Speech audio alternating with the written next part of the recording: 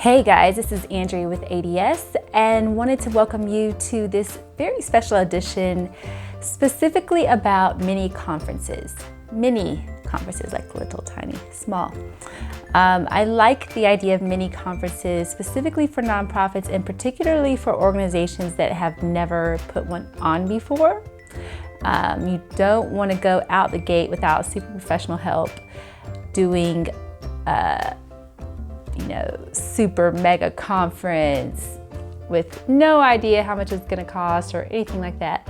I like the idea of a mini conference because it gives you the opportunity to get your feet wet, try it out, get a feel for flow and what it takes to put on such an event. So today I just want to talk you through a little mini conference we recently just did, just so you can see what's involved. If you're thinking about planning one of these for yourself, fairly low budget, trying to pull it together, I'm going to break down for you just some basics on how we did this and how we pulled it all together. So this particular event is called Brand Tech Day. Believe it or not, and I do not recommend this, but this is just how this one worked out. This was done literally inside half a year, pretty much within a quarter. So let me tell you how this started. So I was pulled onto an organization and put over a committee, basically marketing and technology kind of committee. And one of the tasks that I had was to help create a signature event for the committee. So they never had one before, hadn't done one yet. And so, we were coming up with ideas and concepts and that kind of thing. Originally, it was going to be like what we were calling a brand audit day, as a way to allow small businesses to come in and get their brand audited, that kind of thing, for a very small cost. And so what we did, we ended up calling it Brand Tech Day because audit is a dirty word for a lot of people. So we didn't do the audit word, but we did Brand Tech Day, bringing branding and technology together for small businesses. And so that became the concept. And so quickest things to select. Nothing happens without the date and the venue, period, for events, period, regardless of what kind of event it is. You don't have your date and venue, you don't have anything yet. So that was first order of business, is to pick the day, which days we wanted. We specifically chose a Saturday because entrepreneurs are busy throughout the week. Everyone's busy throughout the week. Additionally, if you're a dualpreneur, as some friends of mine in a couple circles call it, you're working and you've got like a side business, side hustle, whatever you want to call yourself, then that's hard for you to get the stuff during the week, during the weekday. So we specifically put it on the weekend for those, and especially those who are just aspiring entrepreneurs. They have an idea for a business, but they haven't started one yet. So for that reason, we did it on a Saturday. We picked a date in May that had the least amount of competition with other events within the same organization, because this particular organization, Atlanta Black Chambers, puts on tons and tons of events. So we wanted as little competition around that event as possible. So we picked May. And so then we had our date, May 18th. We chose a time frame, calling it a mini conference. So we did 10 a.m. to 3 p.m., 11, 12, 1, 2, 3, so that's 5 hours, little mini conference, almost like a little half day of a conference. So you don't lose your entire Saturday. You still have time to do stuff in the evening, but you still get a lot of good stuff in on one day. So we had the day, then we picked our venue. This particular location was right downtown. So dealing with the venue, you have to negotiate your pricing. What are you willing to pay in terms of renting the space, and also food, because lots of venues won't let you bring in outside caterers. So you need to figure out what you'll feed people, because if you're going to have them, for a half day, at some point you'll have to feed people. So So that's another big cost, and really the biggest cost for most events like that is going to be your venue with the food. So you've got that. The other cost associated is marketing, some light marketing, advertising on Facebook, Instagram. We didn't spend a lot on this. This organization typically does not spend a ton on those kinds of ads yet. So just a little bit of a budget for that. And then otherwise, everything else was donated time because this is a committee with marketing. But if you don't have marketing professionals at your disposal, then you're going to need to figure out who potentially on your team has the capability to do this, or if you'll need to outsource and pay an agency or whatever to help you.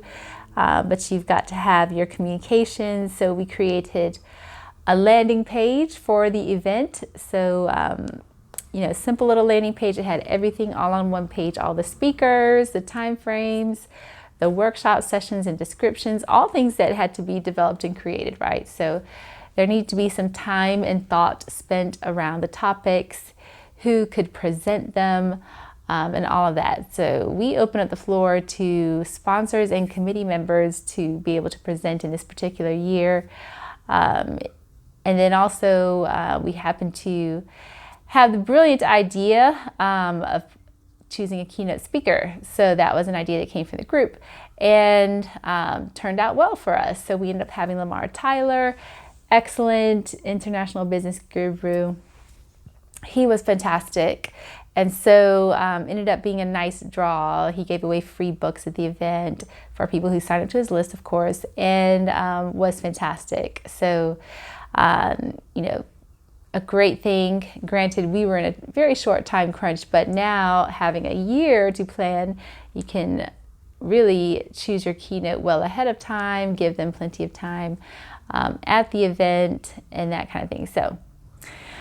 So all of that is shaping your day, your workshops, what you do, all of this. So I can tell you the flow of the day, how we chose to map ours out this year. Likely will change a bit for next year, but in our day, we had, a couple of elements to the event. So you want to think about the elements of your mini conference you want to include. We had an exhibitor area, an art gallery area. We had 2 workshop breakout rooms, and then also a room for consultations where people could do one-on-one consultations with an expert. So that was pretty cool. And so the breakdown of the day was 8:30 is when people could arrive. Next year we'll likely do that a good bit earlier because registration takes a little while to set up. So we had the doors open at 8:30 to sponsors, exhibitors, people setting up registration. And then our doors open at 10 a.m. to attendees for registration. So they could come as early as 10. The opening ceremony started at 10:30. The first workshops started at 11 o'clock. So we had 2 workshops running concurrently in 2 different rooms. One room we called the brand room, one called the tech room for Brand Tech Day. And so 2 workshops at 11. 12 o'clock was a break for lunch, and 12:30 was our keynote speaker. And then we had 2 more workshops throughout the day. One at 1 o'clock, 2 sets of workshops. So 2 workshops running at 1 o'clock, 2 sets of workshops running at 2 o'clock. And that was the end of the day. Boom, the end. So it was a very packed day, but it ended up being lovely in terms of the setup and the layout, and all the event elements worked out nicely. We had our signage up, so we used some foam core, gator board, whatever you want to call it, kinds of poster-sized signage to designate rooms in the space. That was very nice. We purchased 2 retractable banners, one in blue, one in gold, our 2 event colors, to place around the space. So we had that, and we also had a tablecloth, to help brand the event as well. We had lanyards, and name tags, another discussion for another day, but, color-coded name tags for sponsors, speakers, exhibitors, all that. And then also to designate the ticket types. So there are several ticket types that you could have purchased. We had general access tickets, which gave you access to the workshops and also to lunch the art gallery, things like that. And then there was the all access ticket that gave you all of that, plus the one-on-one consultations in the consultation room. So believe it or not, that setup alone took quite some time, and everyone on this team was volunteer, which is why, I felt compelled to do this video, because there are nonprofits who just don't have dedicated resources to do this stuff. You're all already working full-time jobs, doing other things, and then, you're planning an event on top of it as fairly volunteer. So, that's a lot. That's a whole different ballgame from, say, a 4 to 5 person full staff crew putting on a 20,000 person conference event. In this case, this is, a rather huge planning team. We probably had 15 to nearly 20 people involved in the planning, but they're all volunteers. So everything is on volunteer mode. Not one full-time staff person, not even myself. So this was all the scraps of every one time, as I call it. And so that takes time. So it really did take it really took this entire year so far. So, call it 4-ish months, by the 4.5 months, by the time we got into May. Okay, that's 5-ish, close to 5. Just call it 5 months. 4 to 5 months of planning. And it took every ounce of that to put on an event this size. And it's not even huge. In this first year, we did like a test pilot. So purposefully made it small, because I told our team we wanted to make sure that this was a small but powerful test pilot kind of an event. Plenty of things will go wrong. They always do in events. But can enough go right for us to prove a concept that this is worth spending time on in a following year? And so that's what we work to do. We work to prove that the event could work. So, so I would recommend that. Start small, test it out, see what the feedback is. You will certainly have plenty to improve upon, but get the first year out of your way. Prove it to yourself that it can be done. In this particular case, this is a level of money not raised before by this type of organization. So, that always makes people nervous when you're doing something at a higher level of money than you otherwise would. Our event, we were specifically looking for no more than 100 small to medium-sized business owners total in the space. And that's really due to space restrictions, because that's the most amount of bodies we could accommodate in the space and also feed and that kind of thing. So in the subsequent year, next year, would we do 150, 200 total body count? Probably so. And that means you can grow in the space and, pull together a plan where you can actually, in this particular video, you take it the upstairs and downstairs. So this year we were only upstairs. Next year we may do the entire space. It just depends.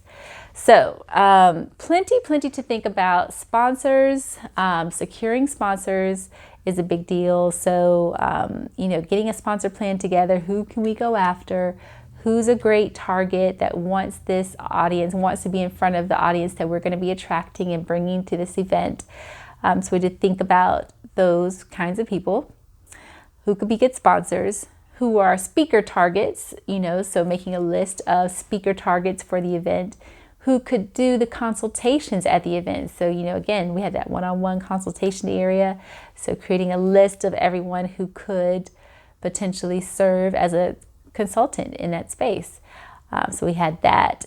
And, in addition to that, it's also considering the communications that need to go out for this kind of event. So you've got your social media marketing going on. You've got your email communications being created, surveys before and after the event. Let's see, what other communications? Communications with each of your audience types. So we had speakers to communicate with, consultants, exhibitors, attendees. Everyone needs different communication, right? Volunteers, they all need different communication. So, and again, did all that happen perfectly the first year? No. What does in year one? However, the fact that you do it means you get to build upon it for next year. So now you're not starting from scratch. Now you've got somewhere to grow to, right? So that's the main thing. One of the most important things to remember in this process is objectives for your event. What are the main objectives you're trying to get out of this event? What are the main goals? Why are we doing this to begin with? Always remember why you're doing it, what it's for. In particular for Brand Tech Day, the purpose for that was multifold. There were several reasons we wanted to do it. Besides the fact that we were mandated to create some kind of signature event. But, the thing about that was we wanted to do something that would be helpful to area entrepreneurs. This is a group whose expertise is in branding and technology. So we said, why not bring that together in a Brand Tech Day, which is what we created, and allow that to serve area entrepreneurs. So we created what we felt was an affordable price point for people, and so for one small price, they could get up to 6 hot topic workshops, 3 consultations, and 1 fantastic keynote speaker.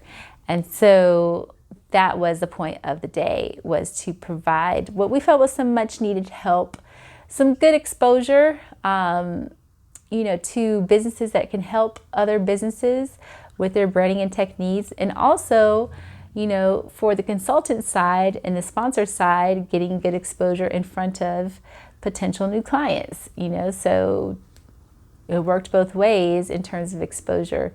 And so that was a way to both help our local entrepreneurial community, but also help our own membership by giving them a platform to shine, to be recognized in, for their skills and talents to be utilized for the betterment of the community. So those were kind of some of the big whys that we did this first show. And looking at the next year, we're already in that space where we're doing our lessons learned, which will be tomorrow. So we already pre-planned having a lessons learned meeting a week after the event, so we could come together, talk about the good, the bad, and the ugly, because certainly there is plenty of that. So what's the good, the bad, and the ugly about the event in every category, because there's tons to look at and think through. Again, you got sponsors, exhibitors, food, the venue, the time of day, the day of the week, the time of year, the keynote speaker, the presenters, all of that are elements that can be criticized for the betterment of the improvement of next year.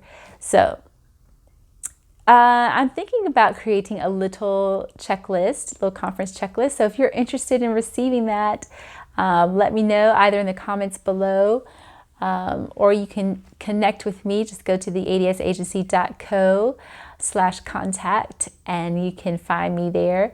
But if you're interested in a little checklist like that for yourself, a little mini conference checklist, I can list out for you, what we did. Happy to do that. I'm going to do it anyway. So if you'd like it, let me know. All right. And that is all that I have for today. Brand Tech Day was a fun learning exercise. I'd say it's my first time for doing a little mini conference like that. So I've done several events to date, some big, some small. This is a pretty decent sized one, not the biggest in attendance that I've done to date, but definitely unique in that the format was quite different. So it was a good learning experience for me personally, and I think for my team as well. And for those of you watching this, I'm assuming you're watching it because you're interested in potentially putting on a little mini conference of your own for your own business or efforts or whatever. Maybe your nonprofit, your church, whatever. So what questions do you have or ideas do you have for conferences that you're considering planning? And let's talk through, your ideas for that. All right. And otherwise, if this is your first time here, thank you so much for being here. If you're listening to this on iTunes or any other place on a podcast, please be sure to share, like this podcast, and also subscribe to this channel either on iTunes, Google Play, wherever you're listening to it. If you're watching this on YouTube, be sure to like this video and hit subscribe. When you hit subscribe, there's going to be a little bell that pops up after that. Make sure you click that because that's the notifications bell. If you don't do that, I cannot guarantee that you will see these videos, so it's kind of important. And otherwise, if you want to chat with us, connect with us on social. We're there all the time. So you can just find us anywhere: Facebook, Twitter, Instagram, LinkedIn at The ADS Agency, THEADS Agency. All right, and that's all. Thanks so much for being here. Chat with you later more soon.